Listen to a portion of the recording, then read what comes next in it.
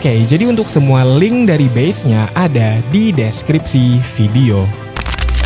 Base nomor 1, asimetris, The Chaos Matrix.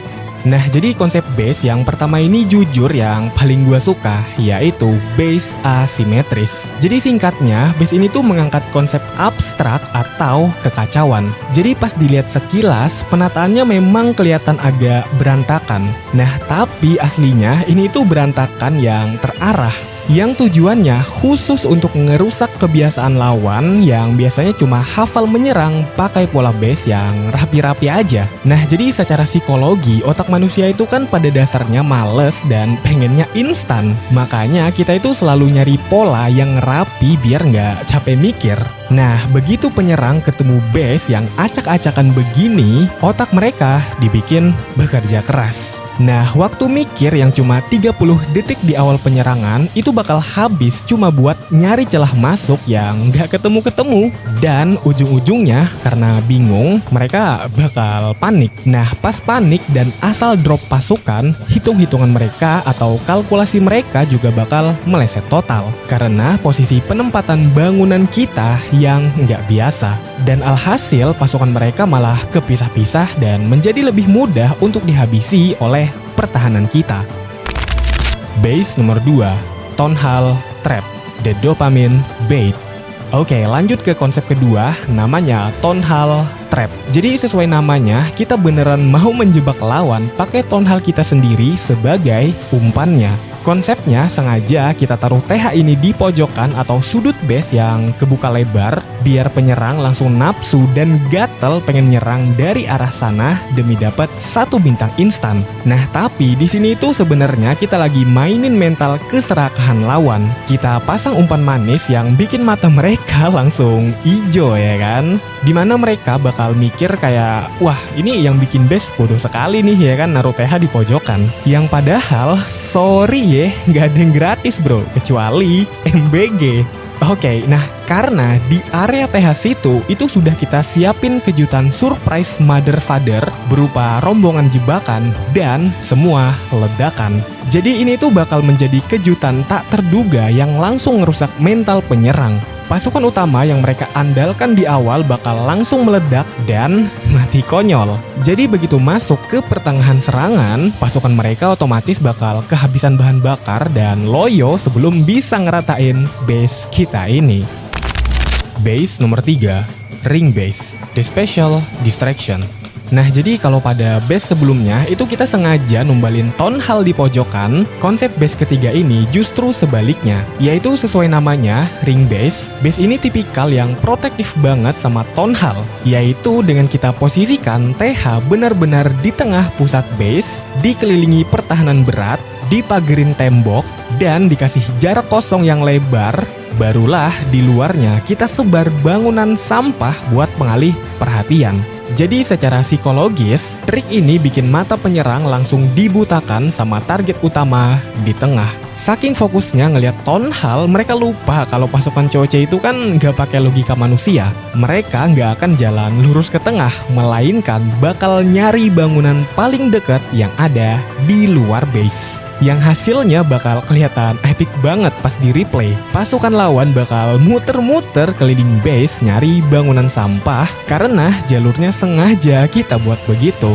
Dan di saat pasukan lawan tersesat di lingkaran luar, pertahanan berat kita yang berada di tengah base yang damage-nya juga sakit banget, itu tinggal santuy nembakin mereka dengan bebas dari jarak aman sampai pasukan lawan habis total. Base nomor 4, simetris, The Balance Matrix. Oke, terakhir dan sebaliknya dari tipe base berantakan tadi, di sini ada base simetris. Jadi berbeda dengan yang mengandalkan taktik kekacauan abstrak, base ini ditata dengan sangat rapi, seimbang, dan adil. Nah, maksudnya adil di sini adalah porsi kekuatan di sisi kiri kanan maupun atas bawah itu sama rata, baik dari segi pertahanan maupun bangunan pengecohnya.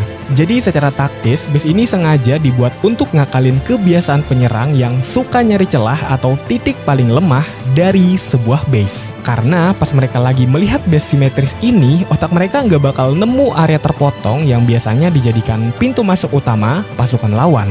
Jadi keseimbangan mutlak ini bakal jadi mimpi buruk kalau lawan nekat memecah pasukannya dari beberapa arah sekaligus. Karena kekuatan base-nya itu merata di semua sudut, dan nggak ada satupun kelompok pasukan lawan yang dapat keuntungan. Yang ada kekuatan daya dobrak mereka malah makin melemah, dan akhirnya habis dikikis rata di semua lini pertahanan kita. Base nomor 5, bonus. Nah oke, jadi untuk base yang terakhir ini itu mungkin sebagai pelengkap aja lah ya. Jadi mungkin kalau kalian lagi perlu sebuah base yang tertata rapi untuk lebih memudahkan kalian menyeleksi bangunan mana yang mau diprioritaskan untuk di-upgrade, maka base inilah jawabannya.